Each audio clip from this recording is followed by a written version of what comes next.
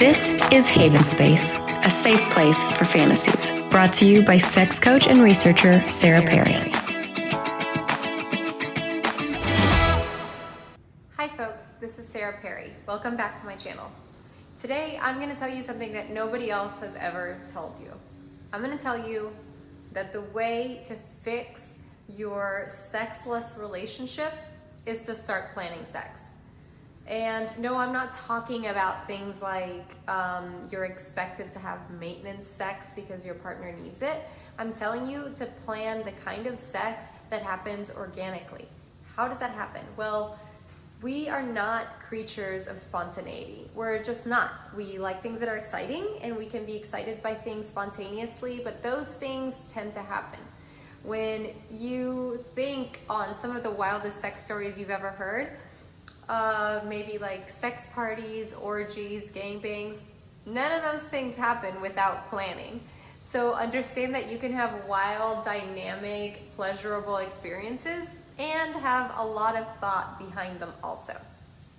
The real issue is that we keep telling people in their relationships to spice it up, bring something in.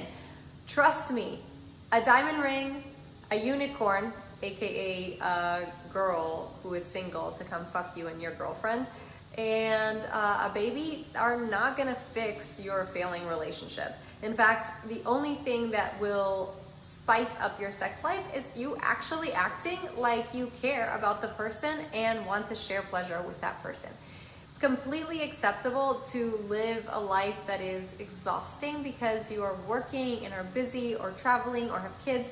And even right now with COVID and being stuck at home, it's totally okay to just be overwhelmed kind of existing and not feel like pleasure is a solution. So if we're not making it a priority to make pleasure happen, it just won't. So don't expect some grand gesture to just be all that. It has to be something that is meticulously planned. What we do find is that people's patterns of behaviors say that we don't like spontaneity and that we actually like planning. In fact, I mentioned in another one of my videos that when we are single and trying to meet people and we go on a date, we typically prepare for that date. That means we sometimes shave our legs and armpits if you're a person that shaves legs and armpits. Sometimes we put perfume on or some smell that is delicious. Sometimes we take showers. Sometimes we brush our teeth. Sometimes we put makeup on or do our hair. Sometimes it could be as simple as like choosing to adorn your body with special jewelry or with clothes that makes you feel fantastic. Can be as easy as putting on the kind of music that you think changes the mood into what you want. All these rituals of sex are part of the sexual experience. They are not spontaneous. It's very rare that a song comes on and during those 3 minutes, it completely changed the reality and now you're thinking, yes, now I want to have sex. Thanks for letting me know. So what we need to be doing is finding reasons, creating situations where we're doing similar rituals for things. Like I was also saying in the other video, people in kink communities tend to report better sex lives. Why is that? They're not actually having better sex. They're just forming dynamics that create these better sexual situations.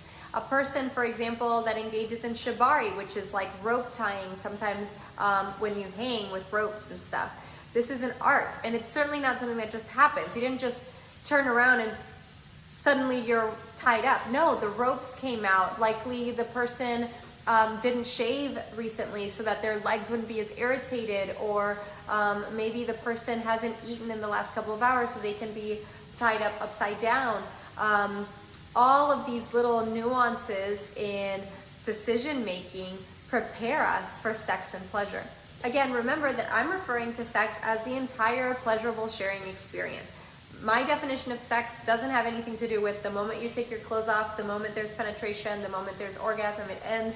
My definition of sex is anytime you're sharing your body with another person or people and you're having mutual pleasure from it. So remember that all of these little nuances we do actually create pleasure. If your spouse is the kind of person that doesn't feel comfortable planning sex, fine, don't plan sex. Their definition of sex is you getting to be on top of me. Don't plan sex, plan an entire experience that would make it more likely for you to be able to orgasm together at the end. And then if for some reason you don't want to orgasm or you can't orgasm, then there's no pressure to do that because what you created is just the atmosphere. So don't be scared. Plan your sexual experiences. Create rituals that become indulgent for you and find joy in all of the little steps, everywhere from the planning of the food menu to changing the sheets or to preparing your own body so that the entire experience is something that's wonderful and you're not always looking for just the orgasm at the end. That is guaranteed to bring you a happier sex life. Thanks for listening. I'll see you next time.